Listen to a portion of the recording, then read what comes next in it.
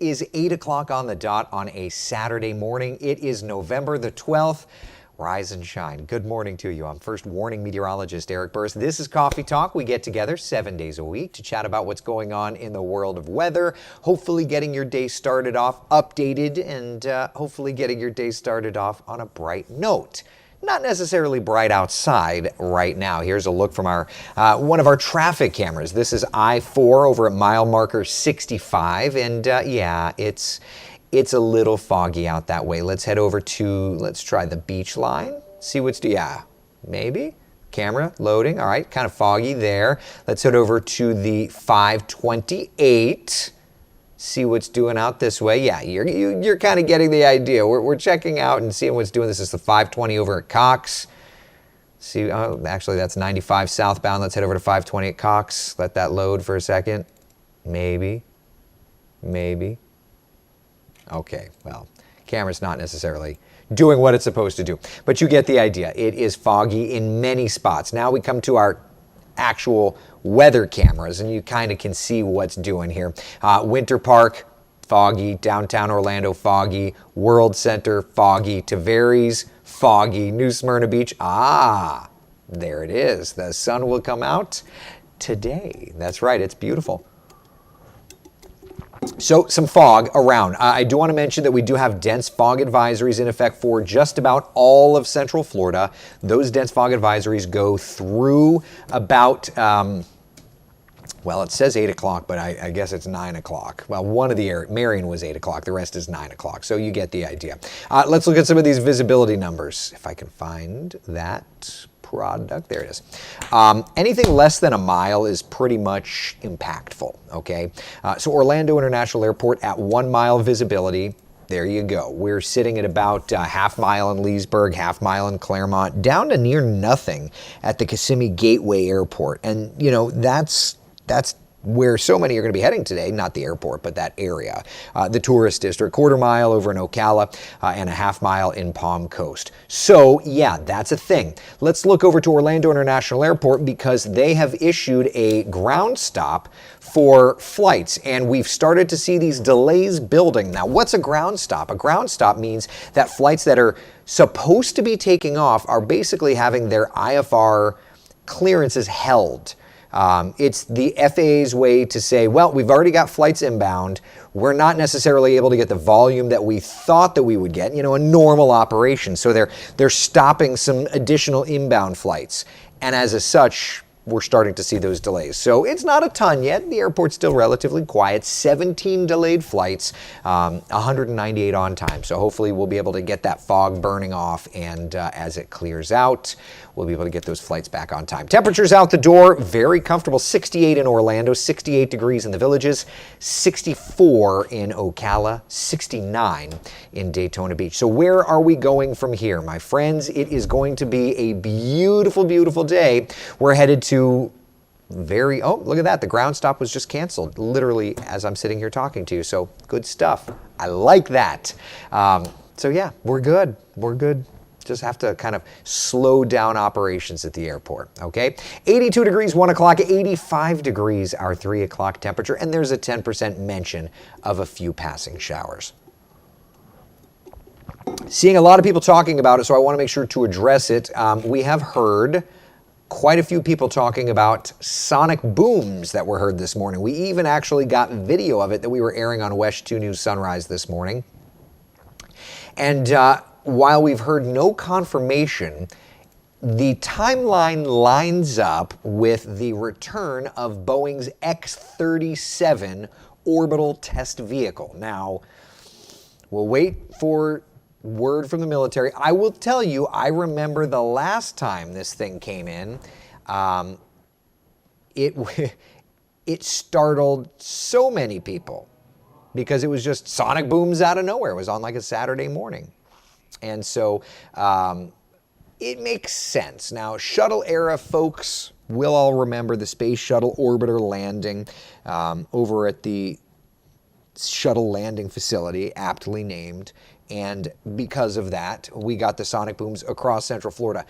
We've heard this morning reports of sonic booms from Sarasota and Tampa all the way across our area, from Orlando to Disney to Sumter County, Daytona Beach, Titusville, and then certainly. So, you've got this kind of ribbon. So it does line up with what we've seen in the past. Now, I would mention that the current Boeing X-37 has been in space since May of 2020, okay? And if there's one thing that we've noticed, each one of these missions has increased. Their first mission was under a year back in 2010, and then it went to be over a year, then it went to like 2 years, So we're at this point, we're more than 2 years into the current mission. And so if it kind of continues working forward, it does make sense that it would be about time to bring it back. Very cool stuff. Very cool stuff. We'll let you know when we get confirmation. But a lot of people are talking about it. A lot of people. It's funny. It's like on a Saturday morning, super quiet Saturday morning, all of a sudden, your Twitter feed starts filling up, and it's like, oh, something's going on. So always good stuff. Laura says the sonic boom woke me up. I'm sorry, Laura. I'm sorry. Hopefully we'll be able to get you a little coffee and get your day continuing on the right note. Rosebud says, I didn't hear a boom. Carolyn says, I must have slept through it. Yeah. Michael says the government won't tell you anything. The government, every other time we've gotten a note. We've gotten a notification. They don't tell us ahead of time because it's, this top secret deal. And listen, that's just the way it goes, right? But they've always been very good to let us know after the fact. Yeah. All right. Chris says, I heard it. Didn't know what it was. We heard it in Avalon Park, Meredith says. Yeah. Betty says, so soon after a hurricane, those unannounced booms are not a good thing for us. I get that. John says, well, any event, go Knights. Yeah, it's funny. Jeff, who's the announcer of the public address announcer at the Bounce House, tweeted out, and I had to retweet it. He said there's two possibilities. It's the X-37 returning, and it's Gus Malzahn, with the boom, because that's his thing anyway. I'm a UCF kid, so I love that too. Anyway, so whatever it is, UCF forecast today, looking for a victory. Weather over there at Tulane is a nice and comfortably cool one. It's going to be lovely for them. Cold front moving through. For us, it's going to be lovely, though temperatures are going to be a little above average. 85 today in Orlando. We're at about 84 degrees in New Smyrna Beach, 80 degrees flat in Palm Coast. Notice that average high is 79. We are tracking some changes that are going to help us get there to 79. So let's talk a little bit about that. Today's sunny, but there's that cool front already having moved through Louisiana. So yeah, Tulane's going to be a little cooler. For tomorrow, we're watching that cold front pushing south of us. That means cooler temperatures across Central Florida. You ready? You want to talk temperatures? Shall we do that? Let's talk about your high temperatures tomorrow. This is going to be a little bit of a change. It's not like bundle up weather, but it sure is giddy up weather. 78 in Orlando, 73 in Wildwood, 71 degrees up in Ocala. Back over to the beaches, low, mid, upper 70s. Just depends on where you are. But we are not talking about the 80s tomorrow, so love it. Laura, drinking my coffee now. I haven't heard it in a long time. Always loved waiting to hear it as a kid. I would agree with that. I'm late. Rocket launch? I didn't hear in Daytona. No, there's not a rocket launch this morning, though. Well, actually, 86 that. There wasn't a rocket launch yet this morning. There is one scheduled for later this morning. But what we heard, we don't technically know yet, but a lot of people are theorizing, myself included, it lines up, that the top secret X-37B military shuttle, Kenneth says the X-37 is the closest thing to looking like a space shuttle. Without crew, no windows, no crew quarters. Much smaller, unmanned. The current X-37 mission, OTV-6, launched from an Atlas here at Cape Canaveral Space Force Station back in 2020. I want to say I may have even been there for that one. I don't remember. So that's where we're at. Launch today, though, for those of us that would like to, looks pretty good. Yeah, 90% chance of good weather. I think we're not going to have a problem with it whatsoever. Sean is asking, did Artemis hold up through the storm? From what we heard from NASA officials, there were some minor issues, but yeah, there was a lot of discussion about the wind gusts and how they, there's always that little window that they leave open. And so yeah, so far so good. They're still targeting a Wednesday launch. And I've told my boss, so this is not a surprise, I'm going to be there, whether or not she schedules me. I'm going to be there. Hopefully she schedules me, because I'd like to be here hanging. Look, either way, even if she doesn't schedule me, we're going to be doing some Facebook Lives from the Kennedy Space Center Tuesday night for an early morning Wednesday launch.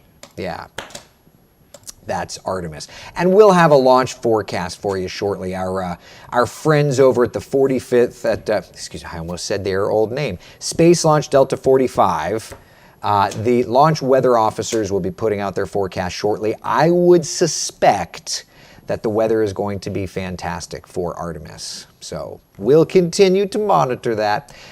But as a meteorologist, I would suspect the Artemis forecast looks great. Okay, all right, so that's where we're at. Let's talk about a couple of other things. First off, the Electric Daisy Carnival, firing on all cylinders over at Tinker Field. Looks great today, looks greater tomorrow. Is that okay? Yeah? Joanne says, Eric, I think I remember you saying that we would be having cool weather for Thanksgiving. We're starting to see cool fronts. Yeah. So, you know what? Let's not even do that. Let's do this. So we've got a cool front moving our way for tomorrow. Super cool. Love that for us. But look what happens here. Let me just stop this Monday afternoon. Let's just take a minute and evaluate this, okay? You've got nice weather. Oh, for goodness sake, you are such a pain in the neck sometimes. We've got nice weather in our area. Super cool. New storm system firing up. On the north side of that storm system where we're getting that cooler air diving in, you're talking about some snow. Look at that. Oklahoma into Arkansas. Snow. Woof. On the backside of it, though, you're not looking at snow, you're just looking at cooler air. And that cooler air is diving into our area. So that's going to be like the second front in, what, a week? So if nothing else, it does look like we're starting to transition into a more and more autumn-like weather pattern. We had that hit of autumn air after Ian. Oh, we loved it so. That's going away. We've gotten warmer. Now Nicole comes through. And now here we are looking at, say, 85 today, 78 tomorrow, 79 Monday. Then we get toasty, fall toasty, again, for Tuesday, Wednesday. And then Thursday, Friday, right back down. So that doesn't look too bad. I think we could all handle that. Yeah. Rosebud, aren't they getting snow today in Maine? I have no idea. We can look. There's a storm system up there. There may be some snow. Yeah, you can see there is some snow, though, heading up toward the Great Lakes. So, yeah, it makes sense. I mean, if I'm honest, I don't watch a ton elsewhere. Yeah, I'll take the cold front, too, though, Becca, for sure. Good morning to you. Good morning to you. How you doing there, Nancy? Heavy pea soup, fog, and citra right now. Oh, yeah. So that's it, people. That's it. We've got some cool fronts moving through. One more point of note, my friends. High tides today. It's 8:15. We are starting to build back to high tide, which the next high tide cycle hits in the 10 o'clock hour from Brevard through Flagler County. So just something to keep in mind, okay? All right, look, that's all I got. What do you got? Any questions, comments, concerns? I'll pop up the 7-day forecast and we can chat, see what's doing.